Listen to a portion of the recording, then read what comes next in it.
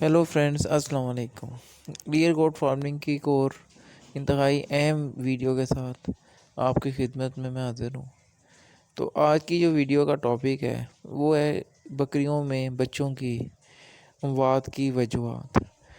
कि मैंने इन यूट्यूब पे बहुत से लोगों को ये कंप्लेन करते हुए सुना है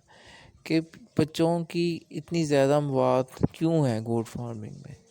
जो कि मैं अगर अपनी बात करूं तो थोड़ी सी मुझे हैरत भी होती है ये बात सुन के, क्योंकि मैंने अपने जानवरों में बच्चों की शरह मौत बहुत कम देखी है कुदरती तौर पे, या कोई उसमें मेरा अमल दखल है। मगर अल्लाह का एक एहसान है कि मैंने अपने जानवरों में बच्चों की शरह मौत बहुत कम देखी। लेकिन यूट्यूब पे हर शख्स यही गिला करता है जी कि बकरियों के बच्चे बहुत जल्द मर जाते हैं और समझ नहीं आती जी क्यों मर गए हैं। तो मैं ये तो नहीं जानता कि किसी के क्यों नुकसान आया, किसी के फॉर्म में क्यों उसको तकलीफ़ पहुंची, क्या वजूहत थी, उनका तो मुझे नहीं पता। लेकिन मैं आपको जनरल ऐसे पॉइंट्स बताऊंगा कि जो अगर आप केयर करेंगे तो आप में इंशाल्लाह ताला किड्स मोर्टेलिटी बहुत कम आएगी। तो सबसे पहले तो मैं एक बात क्लियर कर दूं कि जो बच्चों में किड मोर्टेलिटी की शरह है वो 10% है। मतलब कि 100 में से 10 बच्चे जो हैं वो आम तौर पे बालग नहीं होते, वो अपनी उम्र के किसी न किसी हिस्से में एक्सपायर हो जाते हैं। तो वैसे तो कोशिश की जाए तो उनको भी रोका जा सकता है। बहरहाल इतने आप ज़हन में रखें कि ये एक नेचुरल एक नॉर्मल है। तो जो इससे ज़्यादा किड मोर्टेलिटी आती है तो उसकी मैं बेसिक्स बातें करूँगा। तो बात अब शुरू करते हैं, क्योंकि ये टॉपिक लंबा है तो शायद मैं 2 वीडियोस में कवर करूं। बहरहाल ये इंतहाई अहम है, आप इसको काइंडली ध्यान से ज़रा सुने। तो सबसे पहले जो मैं एक बात आपको उसमें क्लियर करता हूँ किड्स मोर्टेलिटी में, कि जो बच्चे की अफजाइश है या बच्चे की ग्रोथ है, इसके 2 मराइल होते हैं। इसमें जो पहला मरला वो होता है जब बच्चा अपनी माँ के रहम में पेट में होता है, एक वो मरला होता है। ठीक है, पहले मैं उस पर बात करता हूँ कि वो किस तरह अहम है और उसमें क्या चीज़ें ज़रूरी होती हैं। तो इसमें एक सबसे अहम तरीन जो पॉइंट है वो यही है कि एक सेहतमंद माँ ही सेहतमंद बच्चा पैदा करती है। अगर आपकी एक बकरी कमज़ोर है या उसमें किसी किस्म का कोई डिज़ीज़ है, डिज़ीज़ से मेरी मुराद ये है कि इन्फेक्टेड है, उसको रेशा रहता है, उसको ज़ुकाम रहता है, या उसमें कोई असरात हैं ऐसे कि उसके जो लीवर का मसला है, उसकी आपने डेवलपिंग टाइम पे नहीं की हुई, या उसको लीवर फ्लू का इशू आ रहा है, या उसमें ज़ुकाम नज़ला खांसी, ऐसे कोई भी जो इशू होगा वो आप ये बात याद रखेंगे वो बच्चे को लाजमी तौर पे मुतासिर करेगा। दूसरी जो उसमें पॉइंट है कि अगर उसका वज़न अपना नहीं पूरा, उसकी एनर्जी नहीं पूरी, तो वो जो कमज़ोर बच्चे पैदा करेगी तो उनमें शरह मुआज़ ज़्यादा होगी। क्योंकि एक तो कमज़ोर बच्चे पैदा होंगे, अंडर वेट पैदा होंगे, दूसरा जो बकरी है वो कमज़ोरी की वजह से उनको दूध भी पूरा मुहैया नहीं कर सकेगी। तो उसकी वजह से भी जो बच्चे हैं उनके सर्वाइव करने के जो चांसेस हैं वो कम हो जाते हैं। तो सबसे पहले तो आप ये इस बात को यकीनी बनाएं कि जो आपकी मादा जानवर है जो प्रेग्नेंट है, उसकी प्रेगनेंसी के जो आखिरी 60 दिन हैं उसमें यकीनी तौर पे उसको आधा किलो से 1 किलो वंड दाना चनों का या गंदम मौसम के मुताबिक देख के, गर्मियों सर्दियों का लिहाज करके आप उसको लाजमी तौर पर मुहैया करें। और कोशिश करें कि उसको हरा चारा एक हाथ से ज़्यादा उसको आप ना दें। ख़ास तौर पे जो सर्दियों में जब बकरे बच्चे पैदा करती हैं फरवरी के महीने में, तो उनमें आप जिस बकरी को हरा चारा ज़्यादा देंगे तो उसके जो बच्चे पैदाइशी नमूनिया का शिकार होते हैं, या वो पैदाइशी तौर पे उनको रेशा और ज़ुकाम होता है। तो ये पॉइंट है, सबसे पहले नोट कर लें कि आपने अपनी बकरी को, जो प्रेग्नेंट बकरी है जो सितंबर के महीने में क्रॉस होती है और जिसने जनवरी में या फरवरी में बच्चे पैदा करने हैं, तो उसको आपने कोशिश करनी है, बल्कि लाजमी तौर पे आपने उसको ग्रीन चारा कम देना है और आपने खुशक चारा और जो अनाज है जिसमें गंदम बेहतरीन चीज़ है बकरियों के लिए, वो आपने उसको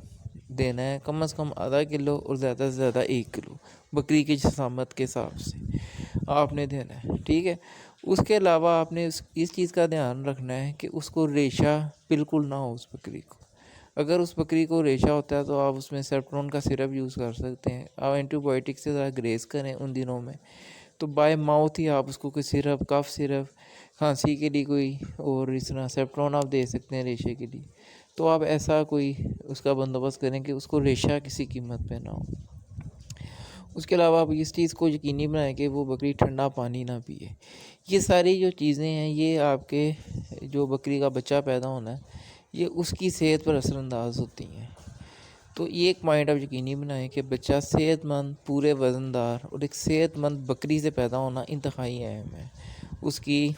زندگی میں اور اس کی پرورش میں۔ تو یہ وہ باتیں ہیں جو بیفور ٹائم ضروری تھیں بتائیے کہ یہ وہ باتیں میں نے کو بتائی ہیں جو بچے کی پیدائش سے پہلے اس پہ عمل کرتی ہیں، اس کی صحت اور اس کے وزن پہ اثر انداز ہوتی ہیں۔ اب میں وہ بات کرتا ہوں کہ جو اس کی پیدائش کے بعد ہیں، تو ان میں کافی سارے پوائنٹس ہیں، تو میں ایک ایک کر کے اس کو ڈسکس کرتا ہوں۔ سب سے پہلا جو پوائنٹ یہ ہے کہ جب بچہ پیدا ہوتا ہے تو وہ آپ کی نگرانی میں پیدا ہونا چاہیے۔ مطلب اس طرح نہ ہو کہ رات کو بکری سو رہی ہے اور آپ کو پتہ ہی نہیں ہے، اور وہ کسی ٹھنڈی گیلی جگہ پہ بچہ پیدا ہوتا ہے اور اس کو پیدا ہوتے ہی نمونیا ہو جاتا ہے، اور وہ آپ کے دیکھنے سے پہلے ہی یا تو ڈیڈ ہو گیا ہوتا ہے یا وہ اتنا زیادہ وہ ہیپوتھرمیا میں چلا گیا ہوتا ہے کہ اس کو بچانا ممکن نہیں رہتا۔ تو سب سے پہلے تو آپ یہ چیز یقینی بنائیں کہ جو بچہ ہے وہ آپ کی نگرانی میں پیدا ہو۔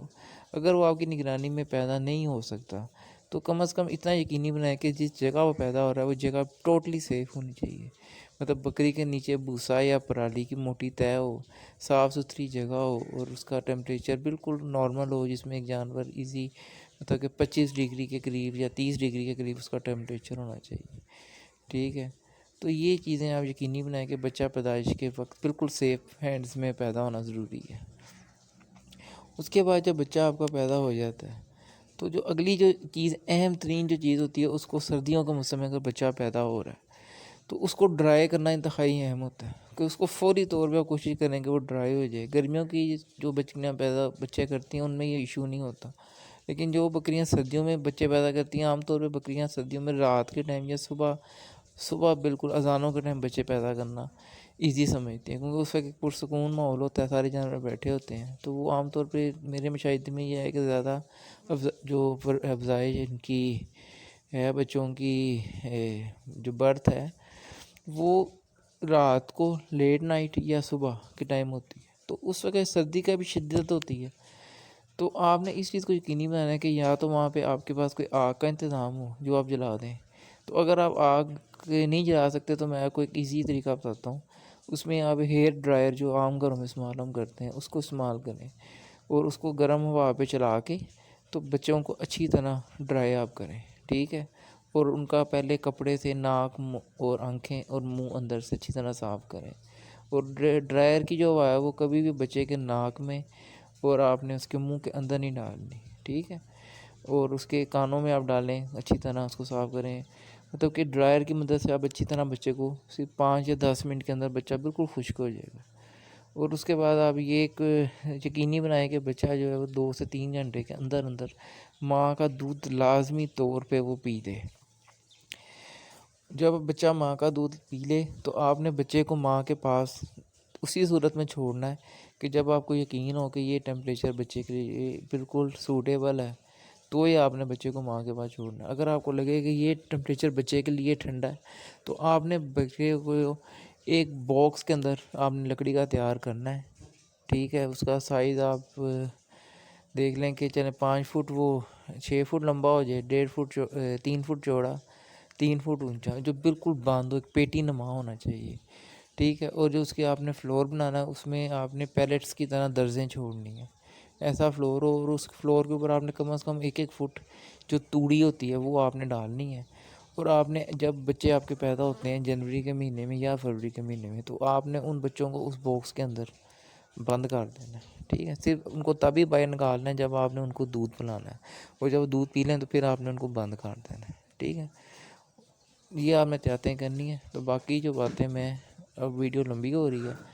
تو میں نیکسٹ ویڈیو میں باقی بات کرتا ہوں آپ سے۔ اوکے جی، اللہ حافظ۔